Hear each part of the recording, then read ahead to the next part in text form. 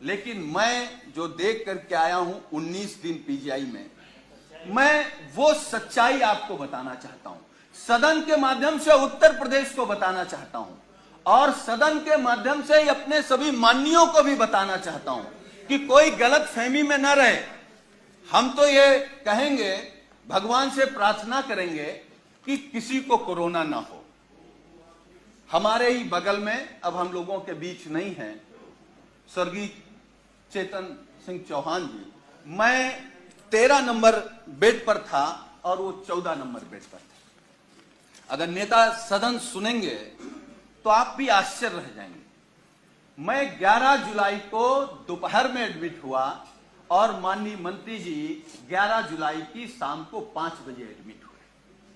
और अब मैं जो कहने जा रहा हूं वो दुर्भाग्य है हमारा भी, माननीयों का भी, और जो लोग अस्पताल में भर्ती हो रहे हैं उनका भी।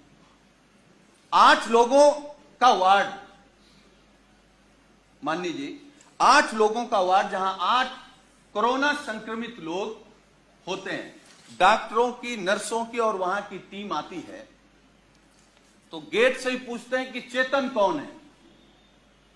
तो माननीय मंत्री जी क्योंकि बहुत सरल थे, उन्होंने हाथ खड़ा किया। टीम आती है, उन्होंने कहा चेतन आपको कब हुआ कोरोना? तो उन्होंने अपनी बात बताई।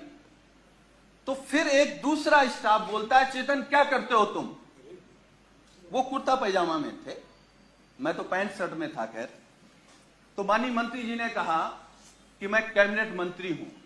तो एक स्टाफ ने कहा कि कहां के? तो उन्होंने कहा उत्तर प्रदेश सरकार।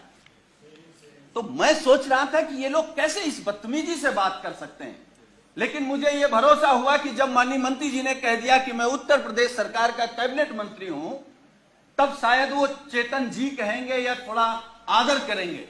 लेकिन ये सुनने के बाद भी जब पीजीआई के स्टाफ ने कहा कि चेतन तुम्हारे घर में और कौन कौन संक्रमित है, तो मुझे गुस्सा भी आया, दुख भी हुआ और सरकार पे भी गुस्सा आया।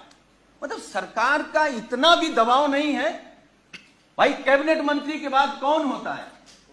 मुख्यमंत्री। तो इसका मतलब उत्तर प्रदेश में केवल योगी आदित्यनाथ जी का सम्मान होगा। अगर शर्मा जी को कोरोना हो गया तो आपके साथ क्या व्यवहार होगा आप सोच नहीं सकते। हम नहीं चाहते, हम तो भगवान से प्रार्थना करेंगे कि आपको नहीं, किसी को ना हो। लेकिन उसके बाद मान्यवर, मुझे जब गुस्सा आया, मैं अपना गुस्सा नहीं रोक पाया, तो मैंने डॉक्टर से कहा कि आप जानते हैं कौन है? चलिए आप नहीं प्रभाव में आ रहे हैं कि ये योगी सरकार के कैबिनेट मंत्री हैं, ये वो हैं जो देश के लिए क्रिकेट खेलते थे। तो उस डॉक्टर ने कहा अच्छा ये वो चेतन है, और ये कहते हुए डॉक्टर और स्टाफ पूरा चला गया। वो 2 दिन तक हमारे बगल में रहे। मतलब वो, मैं ये कह सकता हूं कि जिस घुटन में थे वो माननीय शर्मा जी नहीं महसूस कर सकते। और मुझे जो शब्द नहीं कहना चाहिए, वो कोरोना से हमको आपको छोड़ के नहीं गए, सरकार की अव्यवस्था से हमको आपको छोड़ करके गए। मतलब इतना गंभीर मामला। और मान्यवर, मैं दूसरी बात बता रहा हूं, मैं 19 समाप्त कर नहीं, मैं समाप्त कर दूंगा। अब हमारा केवल दर्द सुन लीजिए। मैं 19 दिन तक एडमिट था। 11वें दिन हमारी फिर टेस्ट हुआ, मैं फिर पॉजिटिव आ गया। फिर 4 दिन बाद टेस्ट हुआ, फिर पॉजिटिव आ गया। हमारे माननीय राष्ट्रीय अध्यक्ष, हमारे नेता माननीय अखिलेश यादव जी ने फोन से हमसे कहा कि सरकार का शासनादेश हो गया है कि तुम घर पर रह करके ठीक हो सकते हो, इस सरकार की व्यवस्था पर भरोसा मत करो और जांच करा करके आप लिख करके देख आओ कि हमको इलाज नहीं कराना, हम होम क्वारंटीन रहना चाहते हैं। अब मैं वो बात बताने जा रहा हूं मान्यवर आपको। मैंने राष्ट्रीय अध्यक्ष जी से अनुरोध किया कि एक जांच और करा लेते हैं, हो सकता है कि हम निगेटिव आ जाए। हमारी एक जांच हुई जिसमें मैं पॉजिटिव आया। नर्स ने कहा कि आप पॉजिटिव हैं, डॉक्टर की टीम आई, उन्होंने कहा कि आप पॉजिटिव हैं या नहीं हैं, हमको दूसरा टेस्ट करना पड़ेगा। हमारा सुबह दूसरा टेस्ट हुआ। जब दूसरा टेस्ट हुआ, जब शाम को मैंने कहा कि हमारी रिपोर्ट क्या आई, तो उन्होंने कहा कि आपका रेपर बदल गया था, इसलिए शाम को तीसरा टेस्ट होगा।